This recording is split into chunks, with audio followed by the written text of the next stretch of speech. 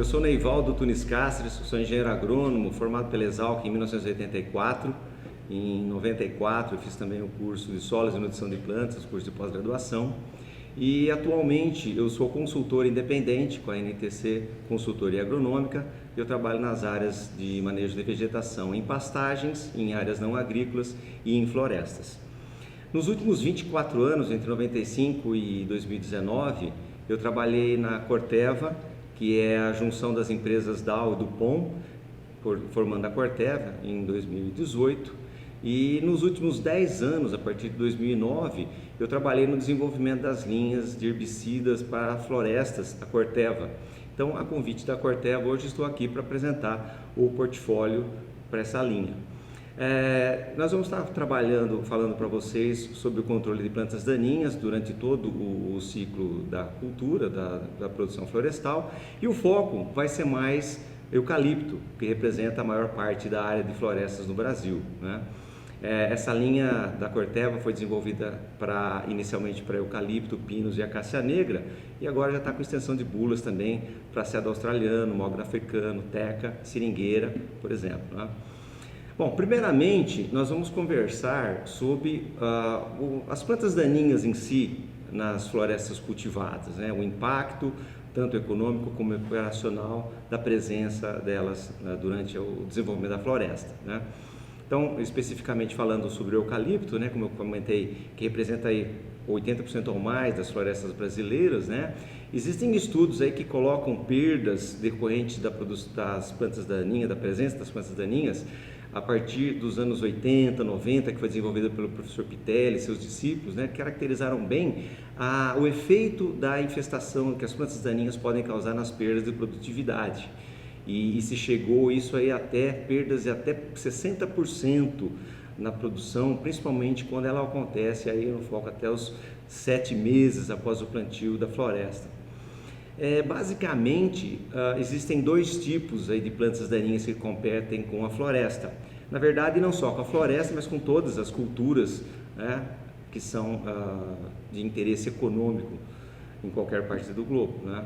Então nós temos dois tipos: as plantas de folhas largas, as dicotiledôneas, e as plantas de folhas estreitas ou as gramíneas, as monocotiledôneas, né? Normalmente ocorrem infestações mistas de mono e dicotiledôneas em várias condições, né? E essa composição florística, essa composição entre mono e dicotiledôneas vai variar muito do momento em que a floresta está sendo plantada, do local onde ela é cultivada e da estratégia de controle que o profissional que conduz a floresta adota, a empresa adota nisso daí, né? Então, para isso, nós temos algum exemplo dizendo assim que quando se faz uma aplicação, um uso de um pré-emergente, por exemplo, após o plantio, você tem um perfil de plantas onde você vai ter o controle dessas plantas daninhas imediatamente na linha, e na entrelinha você faz um controle com outra modalidade de herbicidas, normalmente pós-emergentes, né? Inicialmente a competição ela é menor, então próximo às plantas, porque está havendo a ação do herbicida pré-emergente, né? E nas entrelinhas então predominam aí as infestações mistas, né? E à medida que esse poder residual dos pré-emergentes vai acabando, isso pode acontecer com 90, 120, 150 dias, dependendo da dose do produto, começa então a aparecer reinfestações na linha de plantio, e isso é fundamental para a eficácia, para a produtividade da floresta, né? Então, nessa época, quando já começa a perder a ação do pré-emergente, o eucalipto já está bem enfolhado, e é justamente a necessidade de se trabalhar com um produto seletivo, porque ele pode combater também, se o produto for específico para folhas largas ou de amplo espectro, ele vai matar a planta de eucalipto. Então, há necessidade de ser um produto seletivo, né? Ou a tecnologia de aplicação, onde você tem a proteção da cultura para que a folha do eucalipto não receba o produto, né? No caso das entrelinhas, não há problema da seletividade. A preocupação que tem que se ter é referente a não ocorrer deriva nas plantas que estão recém-transplantadas quando foi logo após o plantio ou durante o controle das plantas daninhas de forma geral na entrelinha. Então, inicialmente vamos focar em gramíneas e dicotiledôneas na linha e na entrelinha, que nós temos que manter no limpo aí entre 180 até 210 dias, quando a cultura vai estar aproximadamente com 1,5 m, 2 metros de altura. Nessa fase do desenvolvimento da floresta, já então começa a acontecer até a definição da produtividade de que essa floresta vai ter 6, 7 anos adiante. Então é crucial, é mandatório um controle de plantas daninhas eficiente durante esse período inicial aí entre os 180 a 210 dias. Então nessa fase, passada essa fase inicial do estabelecimento da floresta, a competição ainda depende do que? Vai depender do fechamento, como se dá o fechamento dessa floresta, e isso é função também muito do material genético que compõe a floresta, do espaçamento que a floresta tem, tanto entre linhas como entre plantas na linha, que vai determinar quando ocorre o sombreamento. Acontecendo o sombreamento da entrelinha, já o controle de plantas daninhas fica um pouco mais fácil. Ainda tem algumas precauções que a gente tem que ter, mas já é um pouco diferente em relação ao que ocorre inicialmente, né? Aí a gente vai ter o controle dos subbosques, onde a gente vai ter plantas de mais difícil controle, plantas mais lenhosas, mas nós vamos falar ao longo dessa conversa nossa aqui as características tanto das plantas como de produtos que a gente entra nessas fases, nessas diferentes fases, né? Então a gente tem ao longo do ciclo da cultura não só as perdas de produção propriamente dita, como vai impactar, principalmente meio e fim, durante a condução da floresta até o final, que vai impactar o controle dessas plantas daninhas, vamos dizer assim, em subbosque, vai influenciar muito o rendimento operacional da colheita, o rendimento das máquinas e até posteriormente no replantio dessa floresta após o corte, tá? Então, nessa fase de subbosque, as plantas estão mais desenvolvidas, estão com caule aparente e vai ter menor risco de atingir as folhas, tá? E aí a gente até não precisa se preocupar com produtos seletivos, porque não vai atingir as folhas, ok? Então, considerando o ciclo da floresta, a gente pode encarar como 3 fases, basicamente, o controle. Então, inicialmente, durante o estabelecimento inicial, após o replantio das mudas, né, até o fechamento das entrelinhas, como eu falei, isso vai gerar aí a seus 180, 200, 210 dias, né? E posteriormente a gente teria então o controle das reinfestações após a ação dos produtos pré-emergentes, controle de subbosques. Aí nós estamos falando entre o primeiro até os 5, 6 anos de desenvolvimento da floresta, que se caracteriza nas empresas como uma fase que fica por foco da silvicultura, do departamento de silvicultura, né? E posteriormente, por último, então teria o controle dos subbosques, o controle mais tardio, até a pré-colheita, onde vai impactar muito nas ações de corte e transporte. E posteriormente, aí também a gente pode considerar também uma quarta fase, vamos dizer assim, que seria na dessecação, no preparo do plantio, né? E até também no controle da brotação posterior dessa floresta, né? Muito bem, então voltando ao controle da matocompetição inicial do desenvolvimento da floresta, nós vamos então abrir mão dos herbicidas pré-emergentes, né? Que nós vamos fazer pós o plantio, aplicação na linha de produtos seletivos. Normalmente a aplicação desses produtos se ocorre aí de 5 a 7 dias no máximo após o transplante das mudas, e vai ter uma ação residual desses produtos aí de 120 a 150 dias, ok? Bem, que produto que tem a Corteva desenvolvida nessa linha? Um exemplo clássico desse produto é o GOL, né? O oxiflorfen, que ele atua nas plantas ele vai impedir com que se desenvolvam inicialmente as plantas. Ele não elimina a germinação da semente. Quando a semente germina, começa a haver absorção radicular desse produto, também ocorre até quando a própria plantinha está soltando, emergindo que a gente chama o hipocótilo, essa parte do hipocótilo também exerce absorção, e a planta absorvendo isso, o mecanismo de ação desse produto, do oxiflorfen, do gual, esse produto tem um modo de ação que chama Protox, inibidor da Protox, e ele atua nas membranas das células. Ele impede a formação das células, então há um extravasamento do interior dessas células, e aí a planta vem a morrer. Essa ação residual, ela depende muito da dose, tá? Que você dá, porque mais ou menos dá 30 dias, se a gente considerar em termos de residual, 30 dias para cada litro de produto. Então, 3 litros por hectare vai estar tendo 90 dias de residual, se usar 4 litros vai ter aproximadamente 120 dias de residual. Outra coisa interessante nesse produto é que a absorção dele principalmente se dá porque ele se posiciona numa camada superficial do solo, e também se a palhada ou resteva for aplicada, quando esse hipocótilo estiver atravessando essa camada de material verde, de material vivo, ele vai estar absorvendo também o produto. Então ele pode ser aplicado, o ideal é que seja aplicado no solo limpo, mas se houver também uma palhada, ele também vai ter ação sobre as plantas que estão emergindo. Muito bem, então o ideal dos mundos aí é a gente ter o controle pré-emergente, tanto na linha quanto na entrelinha. Agora, por que a gente não usa o pré-emergente na linha e na entrelinha? Eu teria o controle do mato em área total. A questão aí é financeira, porque esses tratamentos com pré-emergente, o investimento é um pouco maior do que só do pós-emergente.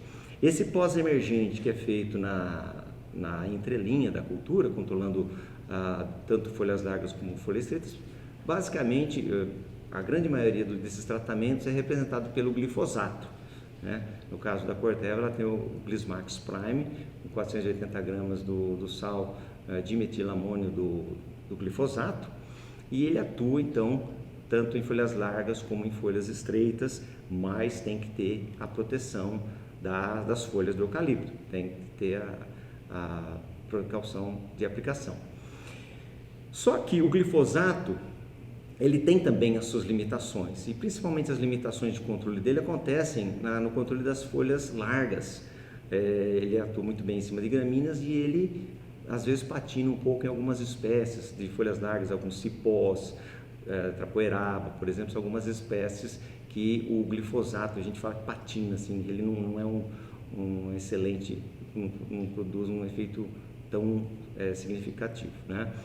Então, para esse tipo de controle dessas plantas de folhas largas principalmente, existe um produto que nós desenvolvemos na Corteva chamado Outliner, que é um produto que contém triclopir e fluroxipir, tá? Essas duas moléculas já são diferentes, o mecanismo de ação delas. Nós estamos falando agora de mimetizador auxínico, que ele vai atuar na síntese de DNA e RNA no núcleo celular das plantas.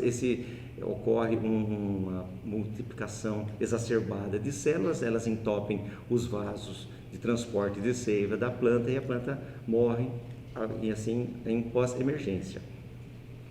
Esse controle que a gente faz na entrelinha, tanto para controlar essas infestações iniciais de folhas largas em associado com o glifosato, tem que ser também, então, como falei, com barra protegida. Quando esse controle a gente quer ir avançando um pouquinho mais em termos de desenvolvimento das plantas, que nós estamos falando aí nas condições de subbosque, as florestas adultas aí já tem então um caule bem lignificado, não tem praticamente folhas onde a gente vai aplicar, e aí se pode usar uma tecnologia de aplicação em área total. Se utilizam pontas de pulverização tipo boom jet, que faz aplicação em área total, e aí o ideal é que se faça a mistura do glifosato com o Outliner. O glifosato vai ter um predicado nas folhas estreitas, nas gramíneas, e o Outliner ele só tem ação em folhas largas. Então essa combinação dá um controle bastante interessante, tanto na planta, na floresta que está em desenvolvimento, nas entrelinhas, como posteriormente, então, como comentei, no subbosque. E a gente tem alguns exemplos interessantes dessa associação do glifosato com o Outliner nesses controles de folhas largas. Por exemplo, o Cipomocunan, que acontece muito frequentemente no Nordeste, principalmente no Maranhão. Nós vivemos uma experiência interessante lá com a Suzano, que tem uma infestação bastante grande lá de Cipó-Mucunã, em que a associação do Altliner com o glifosato deu um controle bastante interessante. Outro exemplo desse interesse aí, o canudo de pito também, uma planta também de difícil controle, uma planta lenhosa que ocorre em Minas Gerais. Nós vimos essa planta lá junto à Cenibra, que tem uma infestação bastante grande em subbosque dessas florestas aí. Então, como eu comentei, o triclopir e o fluroxipir, que são os dois ativos que atuam no Altliner, são mimetizadores auxínicos, e eles têm uma certa sinergia então com o glifosato. Então, como eu comentei, o triclopir e o fluroxipir não são seletivos para o eucalipto, desde que aplicado na folha. Então, ele precisa de ter proteção da cultura, mas ele não, uma vez estando no solo, ele não tem absorção radicular. Então aí não tem nenhum problema. Se ele não atingir a folha, não tem problema. Se ele pegar, como eu falei, aplicando com bunjet em área total com a floresta estabelecida, não tem problema de pegar no caule, tá?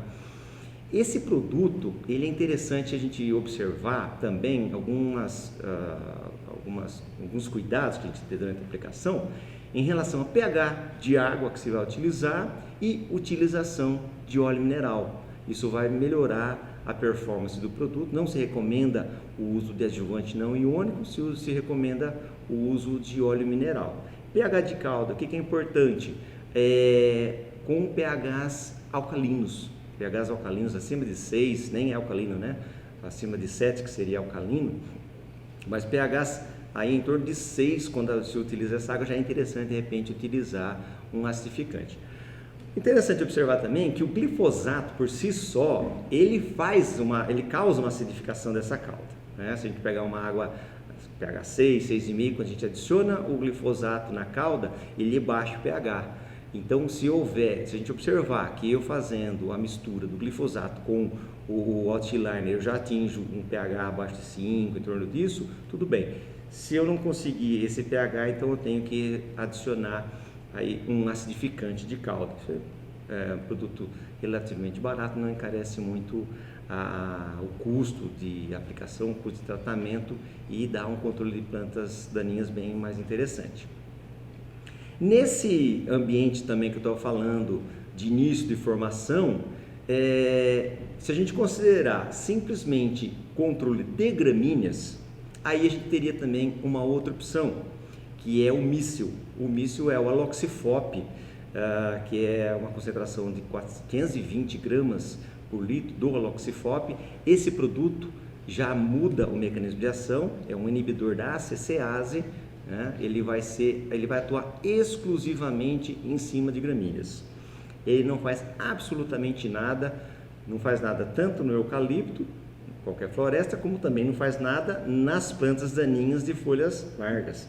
Então, quando o problema é exclusivamente gramíneas, eu posso usar o míssil para esse controle, e aí eu posso aplicar inclusive em área total, até de avião, tem registro inclusive para se utilizar esse produto em área total e até com avião. Então, como ele é numa seletividade altíssima, não faz nada na cultura, né? O grande predicado dele é essa segurança e a seletividade. Então, é uma ferramenta interessante quando você tem eventualmente escapes de gramíneas na linha. Imagine que você tem uma infestação na linha, houve alguma falha de aplicação de cipré emergente, começam a aparecer gramíneas, você pode aplicar tranquilamente aí o míssil, que não vai ter nenhum problema, e ele vai controlar totalmente as plantas gramíneas. Logicamente, existe uma relação entre o tamanho da planta que eu estou falando, que eu quero controlar, as gramíneas, com a dose que eu vou usar, e a gente vai ver na bula as doses. Elas variam aí de em torno de 100 gramas até 100 ml até 460 ml por hectare. Se pode usar essa faixa grande de dose aí do míssil, né? E pode ser usado tanto em área total como na linha, né? Muito bem. E o controle da brotação Vamos mais adiante então na cultura, né? Já estamos falando da época de corte, já falamos então do inicial, do controle de brotação, do controle das entrelinhas e até o controle de subbosques. E aí a gente tem então no final, quando a gente corta a floresta, que você vai querer renovar esse eucalipto, normalmente se faz então o controle dessa brotação através do glifosato, né? E também se vê alguns escapes, vamos dizer assim. O glifosato não vai bem em todo tipo de floresta para controlar a brotação. E para esse nicho também entra o Sector. O Sector é um produto que contém o triclopir. Lembra que o T-Line a gente tinha o triclopir e o fluroxipir. O Sector a gente tem só o triclopir. No Sector ele está em 480 gramas por litro. Ele também então é um mimetizador alquicínico, né? Só que interessante desse produto, ele está então associado. Se ele for sozinho, tem que usar uma dose alta para controlar a brotação, ou você pode usar uma dose um pouco menor associado ao glifosato, né? Então, onde você teria algum problema de controle exclusivo com glifosato, você associando com o Sector, você vai ter um controle bastante efetivo dessa brotação do eucalipto, né? Agora, o Sector, ele tem uma característica interessante em relação à movimentação dele na planta. Ele tem que ser muito bem, tem cobertura de aplicação muito boa em todas as folhas do eucalipto. A movimentação dele a gente chama que é mais simplástica, ou seja, que ela predomina mais de cima da planta para baixo, para o sistema radicular. Então, se eu aplicar eventualmente só na metade de uma planta, eu vou controlar só aquela metade que recebeu o produto. Daí a importância de se ter uma cobertura muito boa, tem que caprichar na tecnologia de aplicação, de repente abrindo mão de desenvolver equipamentos específicos para a peculiaridade que cada empresa tem, de promover uma boa cobertura. E esse controle de brotação também está muito relacionado, essas falhas que podem acontecer, no que a gente chama assim de dureza do material, vamos dizer assim, do eucalipto. Se a gente falar, por exemplo, no eucalipto camaldulensis, muito direcionado para o mercado de siderurgia, esse é um material muito lenhoso e o controle com glifosato costuma ser bastante complicado.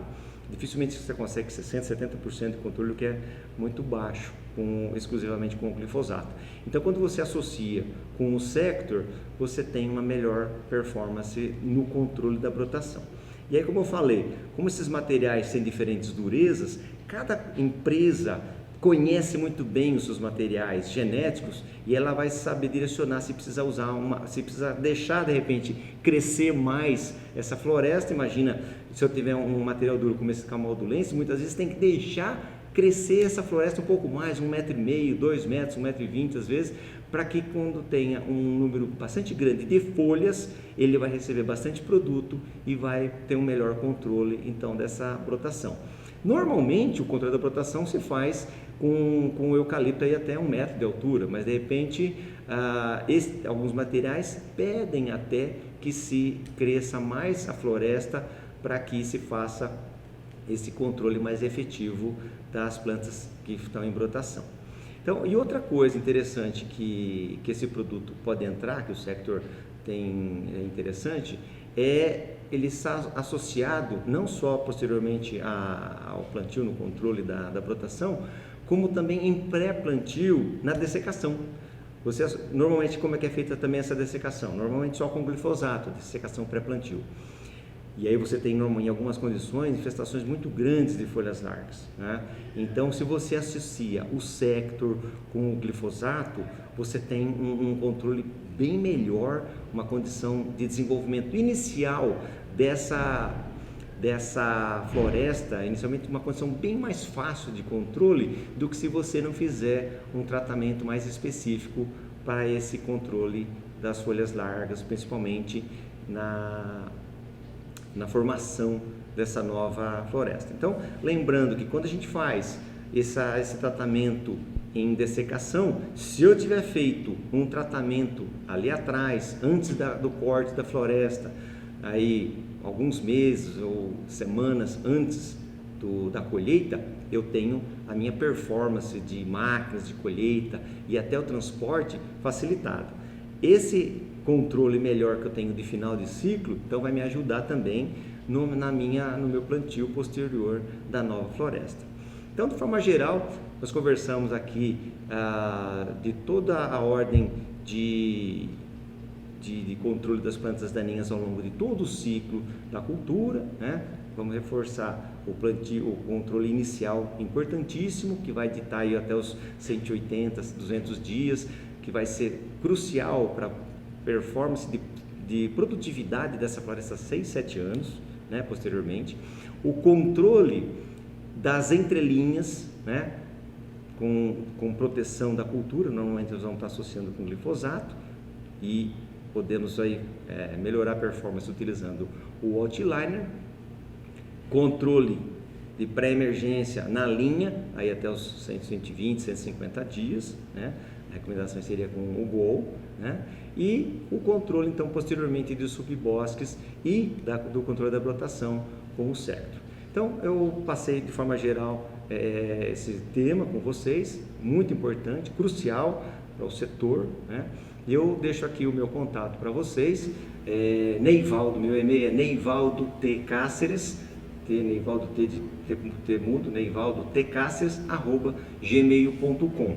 E esses produtos que eu comentei com vocês vão encontrar no site da Corteva, ok? É o www.corteva.com.br, onde vocês vão ter os produtos bastante descritos com as fichas, com as bulas, com as fichas de segurança dos produtos. Então é um prazer ter estado aqui com vocês e espero que possa ter contribuído de alguma forma para a elucidação desse tema. Obrigado.